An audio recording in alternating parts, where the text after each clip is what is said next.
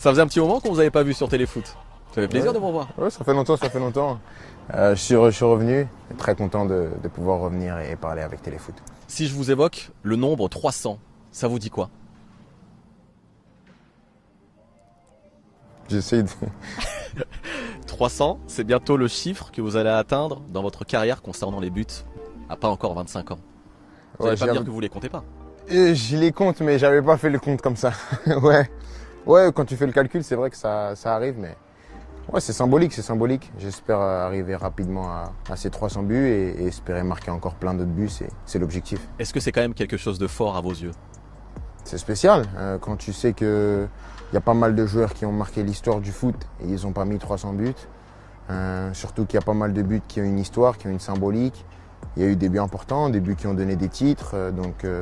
Ouais, c'est sûr que c'est important, mais pour moi, c'est qu'une étape parce que je sais où je veux aller et je veux marquer beaucoup plus que 300 buts. Pour continuer à marquer et durer dans le temps, est-ce que ça passera peut-être par une évolution de votre jeu?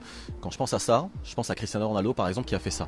Vous savez, c'est le football qui dicte son temps, qui dicte son tempo. À partir du moment où le football me demandera d'évoluer et de changer quelque chose, je serai là pour le changer. Parce que si tu changes pas, le football il passe à autre chose et on t'oublie. C'est comme ça que ça marche. Même les plus grands ont dû changer des choses. J'ai joué avec Léo, par exemple. Léo, il a changé son jeu. C'était pas le même qu'il était à Barcelone quand il était à Paris. Et c'est ce qui lui a permis de continuer à gagner, de gagner une Coupe du Monde, de continuer à gagner des titres collectifs et individuels. Donc, le football te donnera l'ordre d'évoluer quand ce sera le temps. 15 buts en autant de matchs cette saison, comment vous jugez pour l'instant votre saison au mois de novembre? Bonne, mais je pense que je peux toujours faire mieux. C'est l'objectif. J'ai des coéquipiers, des entraîneurs qui me demandent toujours plus. Et c'est ce que je veux, c'est ce que j'attends de moi. J'ai une grande exigence envers moi-même et j'exige que les autres aient la même exigence avec moi. Donc je suis très content qu'il y ait cette exigence autour de moi. Je veux continuer à progresser, aider mon équipe du mieux possible. Bien sûr, sur la feuille statistique, comme je l'ai dit déjà, je touche du bois, mais je pense que ce sera toujours le cas. J'aurai toujours des bonnes statistiques, mais c'est vraiment dans le jeu aussi. J'ai envie d'aider mon équipe offensivement et défensivement aussi, donc c'est l'objectif. L'équipe de France est déjà qualifiée pour l'Euro. Qui seront les favoris avec les Bleus, selon vous, en Allemagne?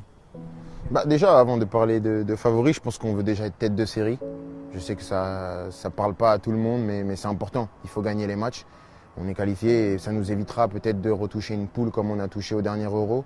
Ou bien sûr, je pense qu'on se qualifiera, mais voilà, on a laissé beaucoup de plumes et au final, on s'est fait plumer direct en huitième de finale. Donc c'est l'objectif d'être tête de série pour essayer d'avoir le tirage le moins difficile possible, même si dans une compétition internationale, c'est toujours difficile. Après, les favoris, avant une compétition, il y a toujours des favoris et pendant la compétition, il y en a d'autres. Donc on va essayer d'être favori pendant la compétition et pas avant, c'est l'objectif. C'est souvent l'Angleterre, le Portugal, l'Espagne ou encore l'Allemagne à la maison qui reviennent dans la bouche des joueurs. Des bonnes équipes, des grandes équipes qui ont des grands joueurs. Maintenant, voilà.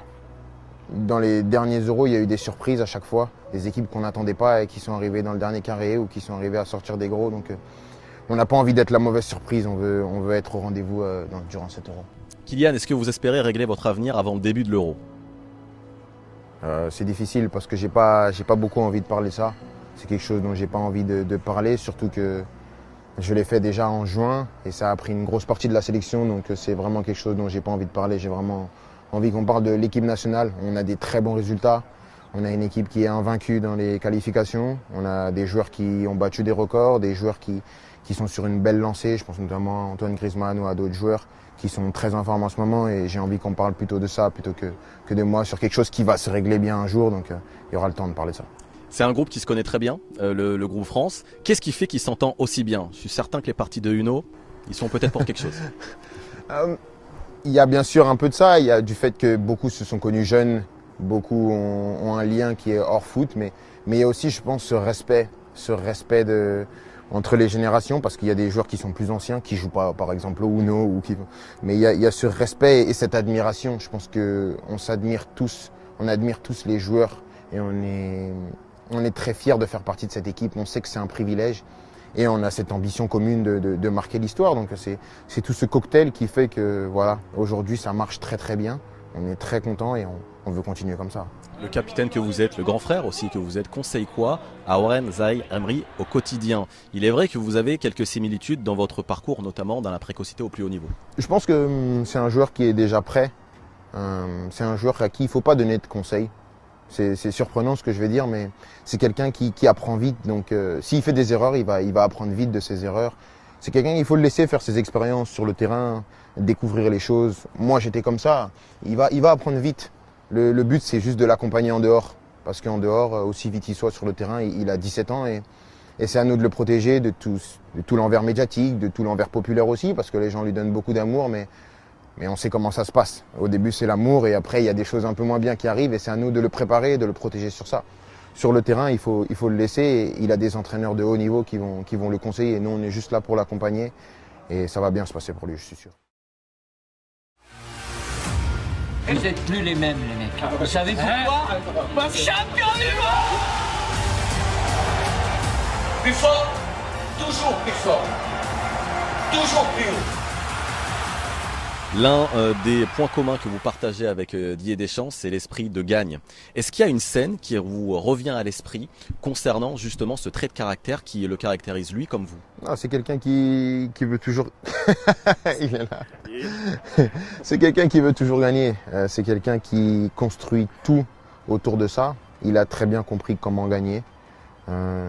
Et ça, il arrive à le transmettre aux joueurs parce que voilà, j'ai connu beaucoup de gens qui aimaient gagner. Mais il n'y a pas beaucoup de gens qui savent le transmettre et lui, il a les deux. Donc c'est ça, et il a aussi cette franchise de dire les choses et c'est ça que j'aime avec lui, c'est que ce soit bien ou pas bien, il vient, il te le dit. Allez Julian, allez les gars, allez mec. Et ça c'est important, surtout dans un monde qui fonctionne beaucoup à attendre pour le dire par derrière. Lui, il vient, il te le dit, il dit ce qu'il pense. Que ça plaise ou que ça plaise pas, mais il agit toujours dans l'intérêt de son groupe. Et il sait, peu importe l'importance du joueur, que nul joueur est plus important qu'un groupe. Merci Kylian. Merci. Le clap, c'est au début, non, maman, non?